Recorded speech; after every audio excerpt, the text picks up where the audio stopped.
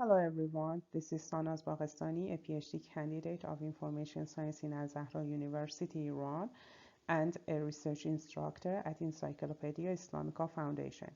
In this poster, I am going to talk about different access functionalities and metadata used in different national web archives around the world. The research is done under the supervision of Professor Saeed Rezaei Sharifabadi and with the guidance and cooperation of Dr. Fariborz Khosravi. It is clear that access section is an important part of developing a web archiving policy while establishing a web archive. According to Harris Librarian's Glossary of Terms, the word access in information retrieval means first, permission and opportunity to use a document. Second, the approach to any means of storing information, for example, index, bibliography, catalog, computer terminal. In this research, we have taken into account the second meaning of access. So, both quantitative and qualitative content analysis are used to conduct the research. Search and browsing user interfaces of the national web archives across the world were investigated, searched, browsed, and analyzed.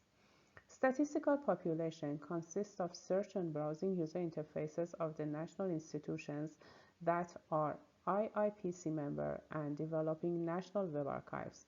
That means 37 institutions. 6 institutions were omitted from the list since we could not access their search interfaces due to several reasons. For example, the web collection of National Library of Greece is not available yet, or Library and Archives Canada is renewing its website and the search interface is not available. As a result, 31 institutions were chosen. You can see the selected countries on the map at the left bottom of the slide and the list of institutions next to it. The chart on the left-hand top demonstrates different access methods in different institutions. In this chart, the word "other" refers to less popular access methods, such as event browsing, site type browsing, owner type browsing, spatial collection, topical collection, and the list of websites in a selective collection.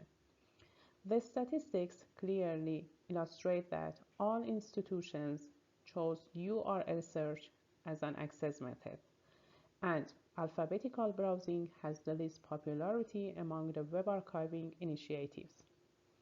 In the box below the chart, different advanced search fields are listed, among which URL, capture date, contributor, domain, and file format were the most popular ones. On the right-hand top, different record metadata are listed, among which website title, website URL, publisher, capture date, and subject were the most popular ones. Below that box, there is a list of different search result filter items, among which availability, material type, subject, language, domain, capture date, publication place, and contributor were the most popular ones.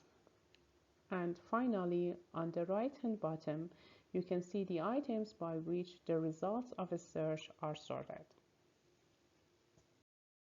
What we conclude is, first, although different national institutions choose different access methods due to different issues like technical facilities, tools and software, institution policies, etc., URL search is the most popular one because of the unique nature of the web material, in particular websites. Second, different metadata have been considered and chosen to describe National Archive web to help the user find his or her desired content. However, web archives users' need must be investigated in order to choose the useful metadata while processing archived web. Third, it has been almost 28 years since the first web archiving program. A considerable number of countries have developed their own web archive using different access methods and metadata. It may be the time for International Internet Preservation Consortium as a reference and leading organization to publish a unified metadata standard in the web archiving field in order to facilitate interoperability of metadata. Thank you for your attention and patience.